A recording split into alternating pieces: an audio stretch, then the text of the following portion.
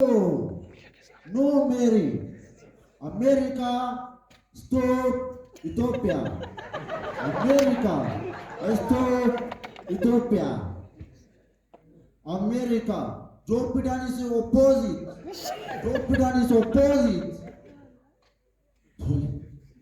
Down below, down below, down balash, down sash. Hello, down below. Akami, Forbeda by Damero to Turamiti Gandagesan. Damero coming, Damero Bolesa Batunotica. Batuno, Batuno Bolesa, flat out coming. Flat out Sani Akito some too. Ilami, Dambalas, Palatuko, America, Barre Super Badeni. Dini kenya dara boto tani raja chun gilifan timu berpada. Dara boto raja chun gilifan mari. Dara boto raja chun gilifani. Gilifan sini. Ibu dara boto raja chun gilifan betu. Akan tanam dam si sono. Dapat sisne raja chun gilifan akan. Isa sembetu. Dambalas. Duras gapa gerar sab gapa fokur sumal injurtani. Injurtani. Nampak lah sisi injurkan je, injurkan.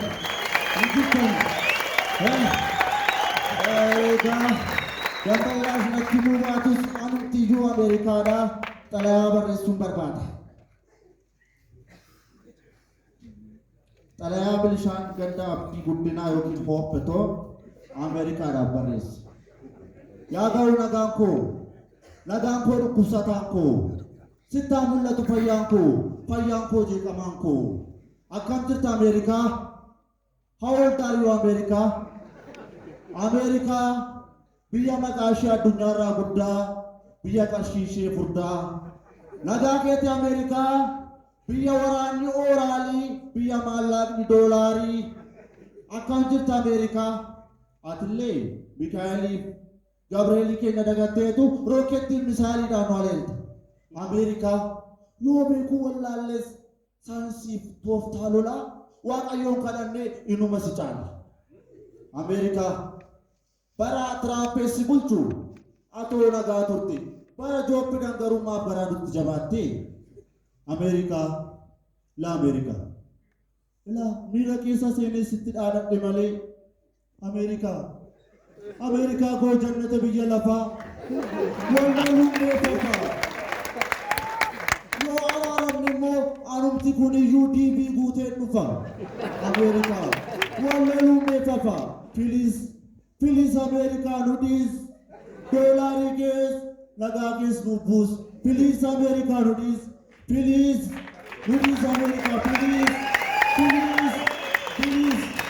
Ani asin kangahan manabarnotaan barate keessatti si bakka inni deeme hundumaatti bu'aa inni baase hundumaa keessatti kani isa gargaarani nama tokko galateeffachuu barbaada gammeetu haati yoomiyyuu hajiraattu haati yoomiyyuu haadoliin yoomiyyuu umriin isaanii adeeratu mee harmoonii keenyaaf kabaja guddaa fi hamilee kennuuf kennaaf haati beessuu qofa miti haati guddistuu qofa miti haati kan mucaashee boshtu kallattii barbaaddeen boshtee guddistee waaqa wajjiniini kan ilma isaanii guddisanii asiin gahanii kan carroomanii haadoliin baay'een jiru hundi isaanii yunuuf harmeen nama tokko qofa miti haati haadha hundumaati haati oromoo immoo hundumaaf iyyuu haadha gammeen haadha kun galateeffadha haati koo anaaf waan hunduma kooti jedhee isaanillee beekani gammeen haadha isaaf maal kennuu barbaada moo waan dubbatu qabdaa sana Laki durani waan kennuuf kennade harmee saamee hamilee guddaadhaan bakka teenyu taane kabaja haadholii addunyaa kanarra jiran hundumaaf kabaja haadholii oromoo hundumaaf qabnuuf jecha harmee isaa gara waltajjiitti lafa feeraame.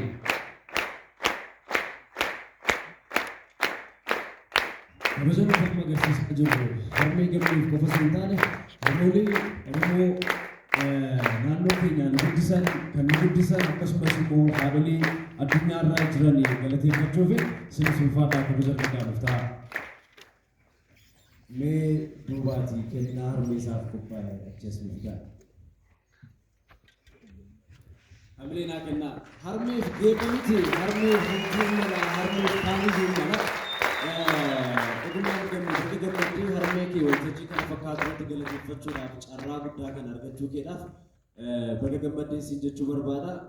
Haadhaa fi geeptiin xinnaatti geepiyyuu xinnaata haadhaa fi garuu gammeen tariitii jaalalan qabuuf kabajan qabu naaf ibsaa laataa jedhee mee geepha kana gammeen harmee isaaf kenna mee isin immoo hamilee guddaadhaan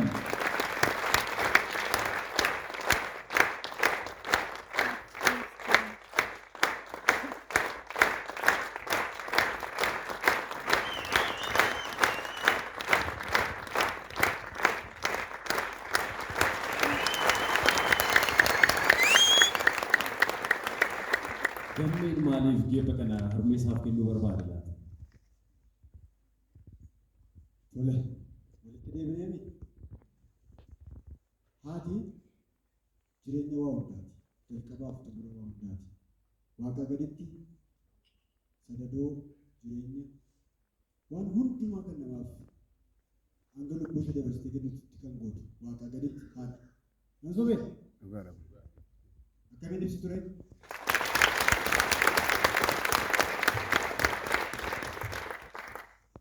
Wanti ani harmee koof kenne kun ishee madaalu sana sa'a kan kana oliitu ishee madaalu garuu gaa amma humnaaf beekumsa koo amma yaada koo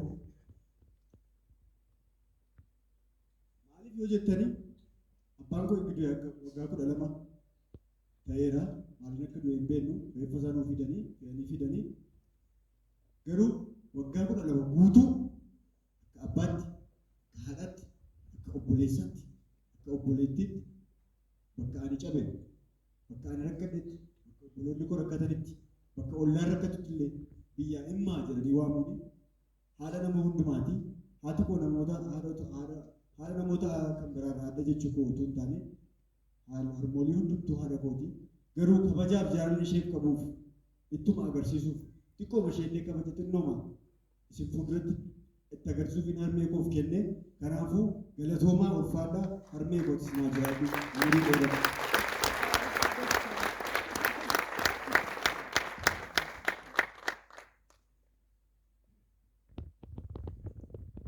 Akkam jirtu fayyaa keessanii ijoollee Oromoo. Filannoo Waaqayyoon ta'uu hunduma keenya waliin yeroo kana isin gidduutti argamu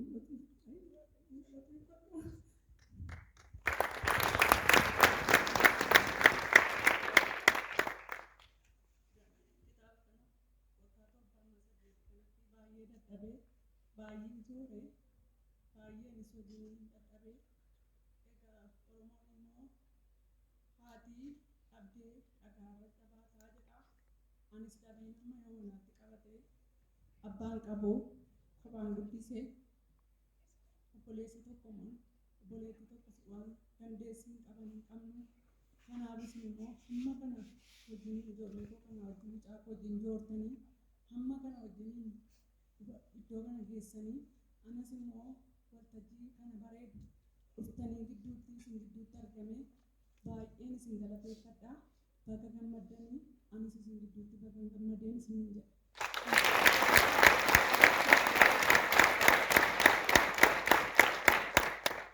Ani gammeenii kophaasaa miti isintu gargaareeti isin wajjin akka qabeeteeti yoo waan hangee malee hambira isin jiru.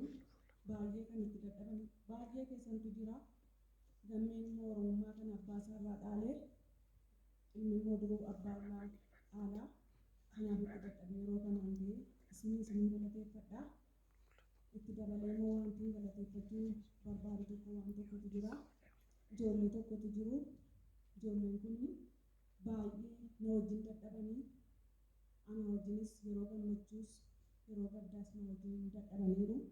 Isaaniin galateeffachuu barbaada ijoollee kaan nama sadii hunduma keessan immoo isin galateeffachuu nan danda'a garuu tokkoon keessanii maqaa keessanii hin beeku ijoollee Oromoo kan koo dhalateeti hunduma keessan immoo isin galateeffachuu.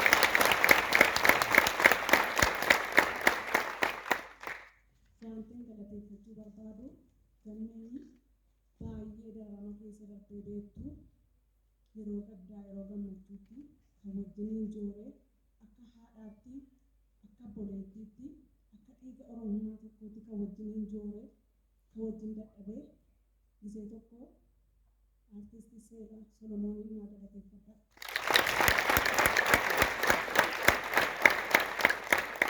Itti dabalees immoo dadhabdee akka haadhaatti akka boleettiitti wajjiniin dadhabdee baay'ee wajjiniin joortee artist Moyii Xilaawunin naa galateeffadha. Sadarkaadhaa fi midhumaa obboleessisaa baay'ee wajjiniin dadhabee baay'ee wajjiniin joore baay'ee wajjiniin cabee kan bira hin jiru mucaa tokkoon isiniin galateeffachuu barbaada. Geetoomaa immoo konkolaachisaa Geetoomaa immoo naa galateeffadha.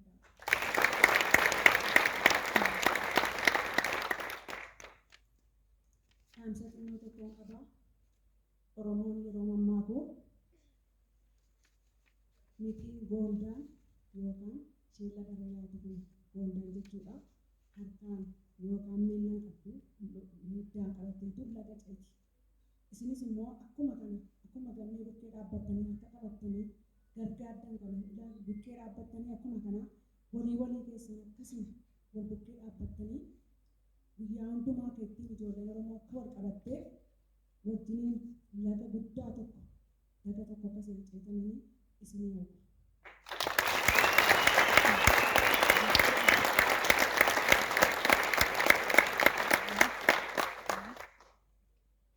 Oromummaan miidhagummaadha.